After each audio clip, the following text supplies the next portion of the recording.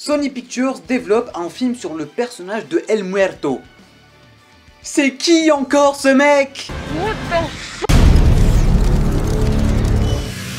Bonjour à tous, j'espère que vous allez tous extrêmement bien mesdames et messieurs et bienvenue sur cette toute nouvelle vidéo qui est un peu technique et un peu différente de ce qu'on a l'habitude de faire sur la chaîne YouTube pour la simple et bonne raison que oui, il y aura un petit côté news info pour parler de toutes les news Sony Pictures qui ont été annoncées à la CinemaCon aujourd'hui, mais en plus de ça, cette vidéo aura aussi un côté débat pour parler un peu du Sony Universe from Marvel Character Spider-Man Mes oui, parce que personnellement ça commence à m'énerver tout comme pas mal d'entre vous j'imagine. Venom on a limite dit oui, Morbius oui. Si j'aurais pas joué au jeu PS2, j'aurais jamais connu le personnage. Mais maintenant, il nous annonce un personnage tellement secondaire que c'est limite un homme de main. Et il y aura tout un film centré sur lui. Et genre, il y aura un artiste, un rappeur, machin chose qui va jouer le rôle principal. J'ai envie de te dire qu'il y en a marre de faire des films juste pour faire des films et garder toute la licence Spider-Man. À un certain moment, propose-nous un Spider-Man, propose-nous un Amazing Spider-Man 3, proposez-nous un truc nouveau. Parce que Venom sans Spider-Man, déjà ça marche pas. Déjà qu'il est bizarre avec ses veines blanches, je sais pas quoi, à la place de l'araignée. Après Morbius, personnellement, je n'ai toujours pas regardé le film, alors je vais pas juger. Mais voilà, on sait tous que le Sony Universe Marvel Characters, je sais pas quoi, il est pas dans une bonne posture. Et très loin de là. Mais là, à nous annoncer un projet sur un catcheur qui a des pouvoirs qui se transmettent de père en fils, qui est un méchant de Spider-Man tellement secondaire dans les comics, c'est qui va aller regarder ça? C'est qui va aller regarder ça? Morbius, on a dit oui, pourquoi pas? Ils ont annoncé un Electro Rhino, je sais pas quoi, et là... J'en ai marre.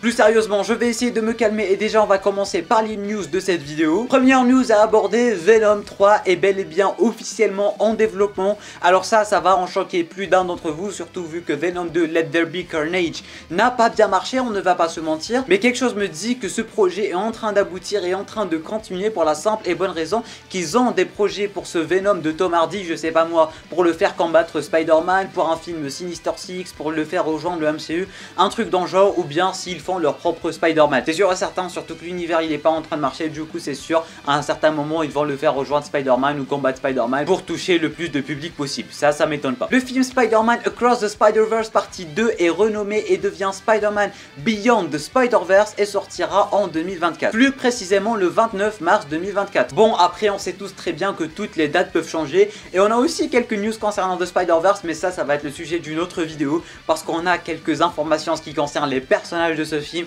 et vous allez voir, on va vraiment se lâcher en ce qui concerne les théories. Et pour terminer, la meilleure news de cette vidéo, mesdames et messieurs, Sony Pictures développe un film centré sur le personnage de El Muerto et ils ont déjà une date de sortie et un acteur principal, et oui!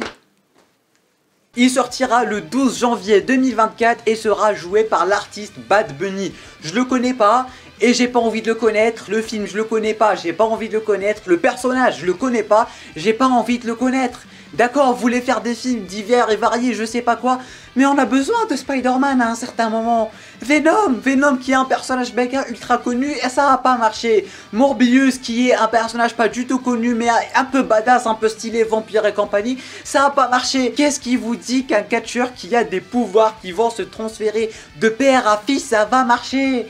J'en ai marre. Bon bref, soyons plus sérieux, plus tactiques, j'ai envie de dire, mais pour être très clair, Sony, il faut qu'ils arrêtent leur massacre. Là c'est trop, là on n'en peut plus. Comme j'arrête pas de le dire durant toute cette vidéo, déjà que Venom ça n'a pas marché, Morbius ça n'a pas marché, qui te dit que ce genre de projet va marcher?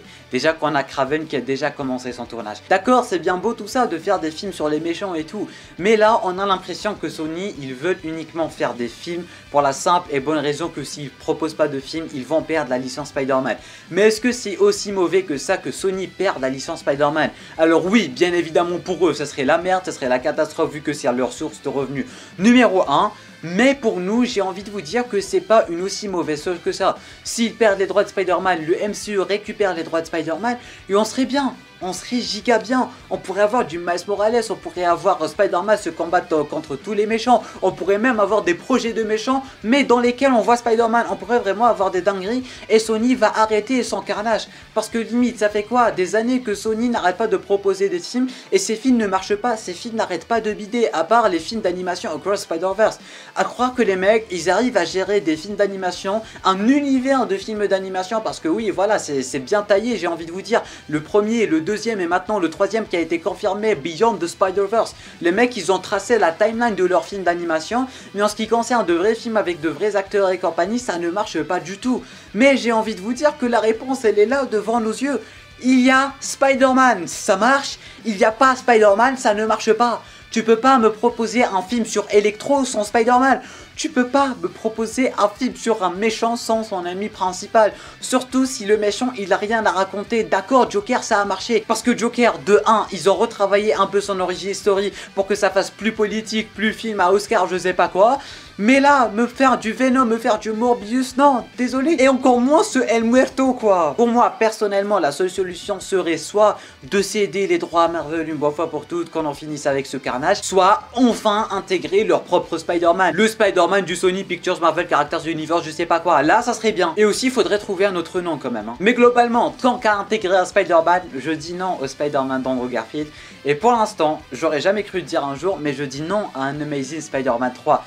Parce que à voir comment ils sont en train de gérer leur truc, s'ils font un Amazing Spider-Man 3, ça va flopper plus que The Amazing Spider-Man 2 malheureusement. Parce que voilà, ça fait depuis The Amazing Spider-Man 2 qu'ils n'arrivent pas à faire un foutu bon film les mecs. Déjà que The Amazing Spider-Man 1, bon c'était un excellent film pour moi, Amazing Spider-Man 2 aussi c'est mon film préféré. Déjà que si Sony ne se serait pas mêlé de The Amazing Spider-Man 2 et aurait laissé Mark Webb faire ce qu'il a à faire, le film sera déjà une masterpiece, du moins plus qu'aujourd'hui. Les mecs ils avaient tout servi sur un plateau, ils avaient Andrew Garfield, ils avaient une bonne réalisation, ils avaient un bon film. Mais encore une fois, ils ont foutu la merde et depuis ce jour-là, on n'a plus jamais revu un bon film Sony, du moins un bon film Spider-Man, à part les Spider-Man du MCU qui ont déjà une tâche du MCU. Et du coup Disney et Kevin Feige avaient leur mot à dire. Mais globalement s'il n'y a pas de Disney, s'il n'y a pas de Kevin Feige, s'il y a uniquement du Sony, on voit à quel point c'est la catastrophe à part Across the Spider-Verse. Du coup s'ils veulent ramener un Spider-Man, s'il vous plaît, ne faites pas le test par Andrew Garfield ni par un Amazing Spider-Man 3. Ramenez un Spider-Man random.